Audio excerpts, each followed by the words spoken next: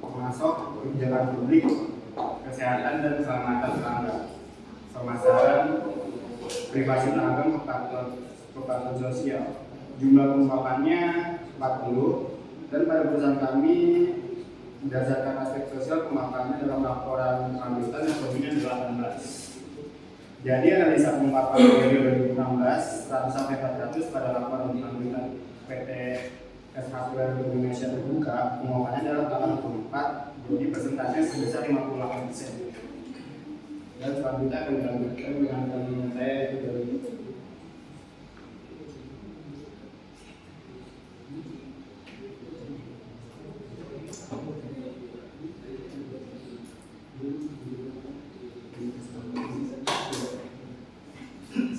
menjelaskan sisa aspek penunjukan. Yang pertama, pendapatan atau penjualan besi pada tahun 2020 sebesar 7.412,8 miliar rupiah. Laba rugi atau laba besi tahun 2020 sebesar 731,3 miliar rupiah. Total aset tahun 2020 sebesar 7.247,1 miliar rupiah. Total kewajiban tahun 2020 sebesar 2.024,8 miliar rupiah. Selanjutnya ada produk rumah ramah lingkungan terhadap jumlah SKU tahun 2020 sebesar 5%, jumlah tenaga kerja lokal tahun 2020 sebesar 16.416, terus jumlah kerja lokal pada tahun 2020 sebesar 17%. Untuk pemakaian listrik dan air, penggunaan energi listrik tahun 2020 sebesar 40,872 juta kWh, penggunaan energi listrik per meter kubik tahun 2020 sebesar 96,37 kWh, penggunaan air sebesar 5,05 juta meter kubik. Yang terakhir, penggunaan air per meter kubik sebesar 9,98 meter kubik. Selanjutnya ada pemakaian kertas dan BBM. Penggunaan kertas tahun 2020 sebesar 3,3 juta liter. Penggunaan BBM tahun 2020 sebesar 400 juta,7 ribu liter. Penggunaan BBM liter dihitung berdasarkan yang dari amandemen Persero tahun 2020 sebesar 2.671 liter. Selanjutnya ada terkait dengan analisis pembahasan dan manajemen, yaitu di bagian keuangan. Di profitabilitas segmen usaha itu ada pendapatan revenue-nya. Di perlengkapan rumah tangga di 2019 itu 4,587 miliar, di 2020 4.173,8 miliar. Gaya hidup 2019 itu ada 3.479,3 miliar, di 2020 menurun ada 3.204,6 miliar. Dan untuk mainan anak-anak sendiri itu di 2019 470,5 miliar, di tahun 2020 itu menurun juga 395 miliar. Untuk laporan keuangannya sendiri, aset masyarakat sebesar 5.034 miliar pada tahun 2020, meningkat 15,2% dibandingkan 2019. Aset tidak lancarnya menurun di tahun dibandingkan tahun 2019, yaitu dari 2.212,3 miliar di tahun 2020 menurun menjadi 2.272,3 miliar. Untuk total asetnya sendiri, pada tahun 2020 total aset perseroan meningkat sebesar 9,1% dari 6.641,8 miliar pada tahun 2019 menjadi 7.247,1 miliar. Untuk laba kotornya sendiri pada tahun 2020 perseroan mencatat laba kotor sebesar 3.659,2 miliar, menurun dari tahun 2019 yaitu 3.887,1 miliar. arus kas sendiri, aktivitas operasi, jumlah kas yang dihasilkan dari aktivitas operasi di tahun 2020 adalah sebesar 1.538,6 miliar, meningkat sebesar 1,1% dari 1.436,3 miliar pada 2019.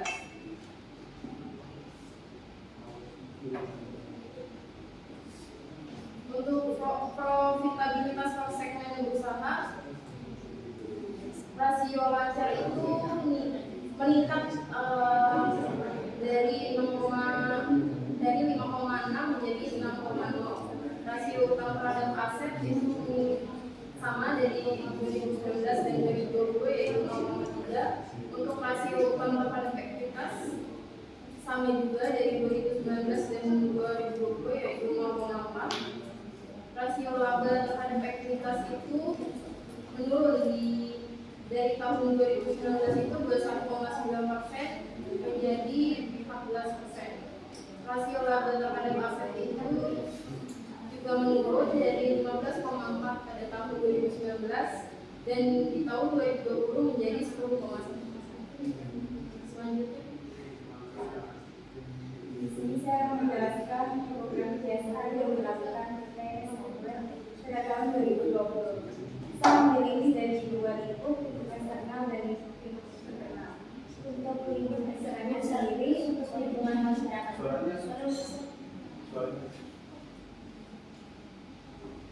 Di sini saya menjelaskan program CSR yang dilakukan PTS Hardware pada tahun 2020. Saya ambil dua lingkup di sini, ada lingkup eksternal dan lingkup internal. Yang lingkup eksternal itu lingkungan masyarakat. Yang pertama program kegiatannya yaitu program pembagian 2000 unit lampu LED rumah energi untuk fasilitas umum.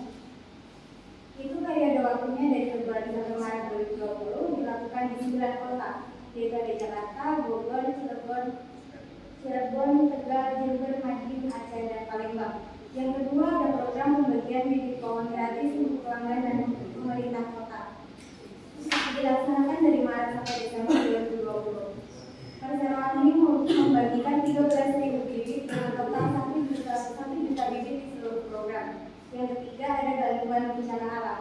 Dilakukan pada Januari 2020 berupa donasi 1.000 bantal guling dan selimut serta peralatan pembersihan bencana banjir di wilayah Jabodetabek khususnya Jakarta Barat, Bekasi, dan Banten. Yang keempat ada pembersihan tempat ibadah dan alun-alun kota. Dilakukan pada Maret 2020. Dilakukan dalam pembukaan gerai Hardware di Gorontalo dan Mojokerto. Yang kelima ada donasi APD dan fasilitas kesehatan dari Juli sampai Agustus 2020. Total penerima donasi adalah 25 rumah sakit, 25 pemerintah kota, serta lebih dari 100 panti prioritas dan panti asuhan.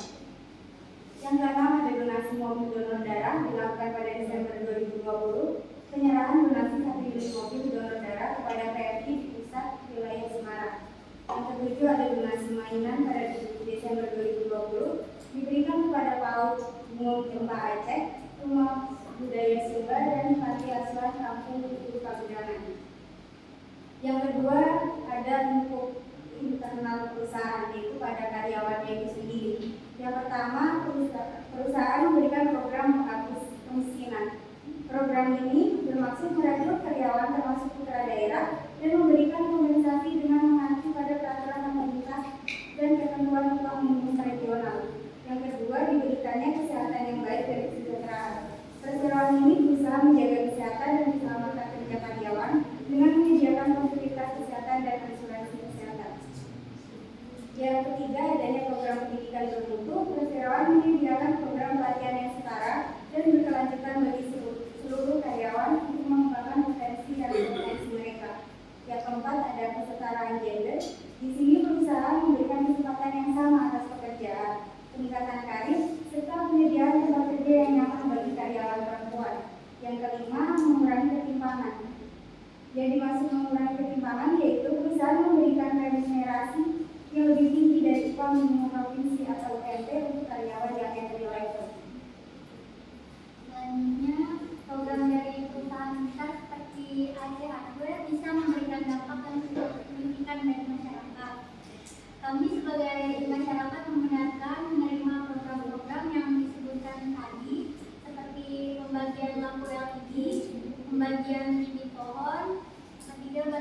bencana alam, yang keempat donasi fasilitas kesehatan dan lain-lain. Program ini dibenarkan karena dibuktikan selama periode pelaporan berkelanjutan tidak ada pengaduan dari masyarakat kepada PT Aceh Hardware. Melalui program bantuan ini, masyarakat memiliki kesempatan untuk mendapatkan bantuan praktis serta berpartisipasi dalam upaya pemulihan pasca bencana untuk memperbaiki kondisi mereka dan lingkungan tempat tinggal. Oke, tepuk tangan dulu untuk kelompok ini. Oke, di sini ya teman-teman. Oke, sudah bagus, sudah lebih baik. Apa yang disampaikan sudah sedikit lebih jelas. Ada koreksi sedikit evaluasi teman perbagian ya. Gini, kalau temanya kan roleplay, jadi sebenarnya dramatisasi teman-teman. Jadi tadi kan disampaikan ada program pemberian APD, kemudian pemberian bibit gratis. Nah itu harapan kita di masyarakat tuh sebagai orang yang menerima bibit, jadi direktur kasih langsung buat kerja gitu. Jadi kayak mungkin di kertas kecil aja tulis bibit gitu. Terus kamu menyampaikan seakan-akan ini lokasinya, dan kamu menyampaikan sambutan bahwa ini program CSR kami, gitu roleplaynya sebenarnya. Jadi dramatisasi lah gitu konsepnya. Tapi ya it's okay, kita seperti presentasi sudah lebih baik, sudah lebih bagus. Untuk awal lama menarik ya, karena belum ada yang mengambil tema tentang perusahaan retail. Awal lama ini pemilihan yang oke. Kemudian tapi direkturnya nih ngobrol, aku sudah bacakan oke, sudah bagus. Komposisi pemegang saham juga sudah bagus. Tapi yang kamu sampaikan itu visi-visi perusahaan, visi kelanjutan tahu. Mungkin di susunan reportnya nanti ibu lihat coba ada nggak visi-visi kelanjutan. Itu visi-visi perusahaan. Nah itu beda dengan visi-visi kelanjutan. Itu biasanya di Gary 144 kalau nggak salah. Jadi ada strategi peluang tantangan direktur dalam keberlanjutan begitu. Itu juga sudah semua. Kemudian untuk Fajar orang satu kamu sudah bagus. Gary 2016 sebagai landasan pemasukan. Terus jumlah pengungkapannya juga, tinggal pengungkapan juga oke, sudah sesuai dengan harapan dan standar ibu. Kemudian untuk Gali, oh ya Gali, kalau kamu menyampaikan kinerja lingkungan oke, kinerja ekonomi oke, tapi sebenarnya cara mempresentasikannya itu bukan dengan menjelaskan program di apa. Jadi gini, kamu dan Rizkina ya, itu tuh seharusnya menyampaikan yang tadi program bibit itu harus berapa ratus juta, kemudian bantuan bencana alam tahun 2020 dan selama bulan nanti itu harus berapa miliar gitu. Jadi rinciannya itu ada dari garis report.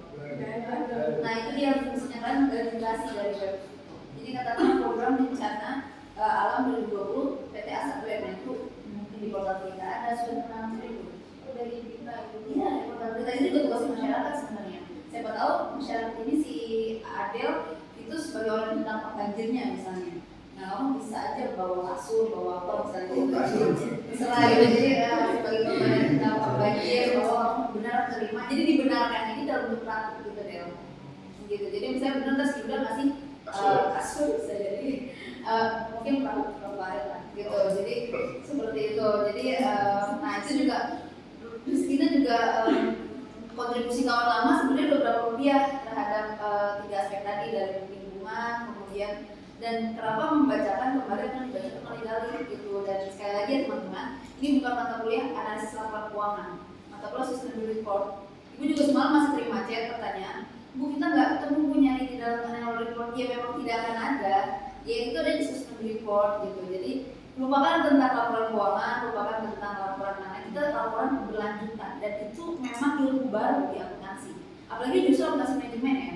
Justru akuntansi manajemen itu kita kalau penelitian itu sudah harus lebih baik daripada jurusan keuangan atau jurusan pajak gitu, karena ada green innovation, ada namanya green accounting, ada sustainability accounting, sustainability report, itu yang pasti diterima. Kenapa? Karena bisa dianalisis dan data second.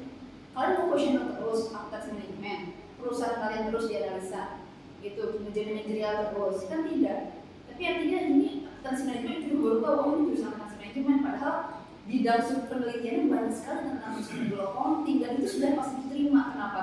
Dan sudah pasti lulus. Kenapa? Karena masih sedikit sekali dosen yang menguasai sustainability accounting, sustainability reporting. Itu strategi sebenarnya dalam belajar. Kalau kalian mau bukan cepat lulus ya, artinya karena memang dosen masih sedikit sekali yang menguasai sustainability report, yang bergelar SEMAK pun masih sangat sedikit mengerti tentang sustainability reporting, integrated reporting yang harus dihapuskan, sustainability accounting, makanya gue agak gemes banget kalau akuntansi manajemen ini belum menguasai sustainability accounting, padahal ini isu baru di 2 dekade terakhir gitu. Maka standar akuntansinya aja belum ada gitu. Jadi kita harus pakai GRI. Nah makanya sebenarnya keilmuan ini nih kalian yang nguasain gitu, karena ini akmen untuk pengambilan keputusan gitu. Nah makanya ibu kenapa harus role play, supaya kalian mau membaca sekali sustainable report, minimal kenal ada program ini. Tadi kan kamu sudah baca, nggak ada rupiahnya, oke cari di web, nggak apa-apa, berarti kamu sudah mencari. Kemudian tadi kamu sudah tepat untuk siapa namanya Novi ya, program bagus sudah dibacakan, periode pelaksanaan yang kamu sampaikan, lokasi program, schedule semua program disebutkan, jumlah penerimanya, bentuk yang diberikan juga belum semua dibacakan. Dan salah satunya mungkin pengelompokannya aja sih Novi. Jadi kayak aspek lingkungan, ini ada program ini, tapi kamu bacakan masih berdasarkan program. Jadi misalnya kayak itu kan justru analisisnya di situ. Jadi ketika kamu bilang dana si APD, oh itu masuk ke aspek sosial. Gitu. Jadi di aspek sosial kita punya program ini, di aspek lingkungan kita punya program ini. Tapi kamu sudah oke, kamu sudah tahu apa yang ingin kamu presentasikan di bagian kamu CSA. Gitu, selebihnya sudah oke. Tapi intinya pelajari lagi ya sustainable reporting, karena kita bukan membahas analisis laporan keuangan, tapi sustainability reporting, laporan keberlanjutan. Dan sebenarnya Prodi pernah memberi amanah ke ibu untuk lebih banyak lagi literasi, dan pun koordinator mata kuliah sustainability accounting. Jadi semua dosen yang mau mata kuliah sustainability accounting itu ibu yang koordinir gitu. Terkait kebijakannya, terkait soal mau pakai apa, terkait apa itu ibu. Itu diberi amanah dari tahun 2020 sebenarnya. Jadi ibu juga punya tanggung jawab berat kalau Bu Rati yang ngajar tapi belum ngerti, jadi kayak berat gitu. Tapi nggak apa-apa, itu namanya proses kan, bukan biar pintar ya, tapi biar bisa. Nah jadi harapan ibu kalian bisa membaca dulu sustainable report gitu. Tidak harus bisa menyusun laporan keberlanjutan, tapi bisa membaca laporan keberlanjutan. Oke, jadi tepuk tangan untuk kelompok Yuda. Ya, presentasi dari teman-teman Novi, kurang lebihnya mana dari Perpedaya. Wassalamualaikum warahmatullahi wabarakatuh. Ibu minta susunan reportnya ya? Oh iya.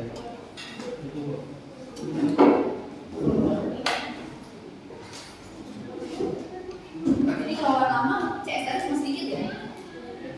Cuma sedikit. Iya, cuma tadi itu aja. Di atas atas sudah diulang-ulang aja. Jadi ada Dia harus desainnya rangkuman dan rinciannya gitu ya.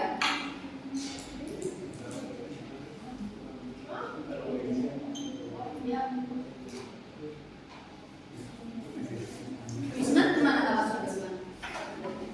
Nggak ada kabar ya? Ini gue baca kisi UAS.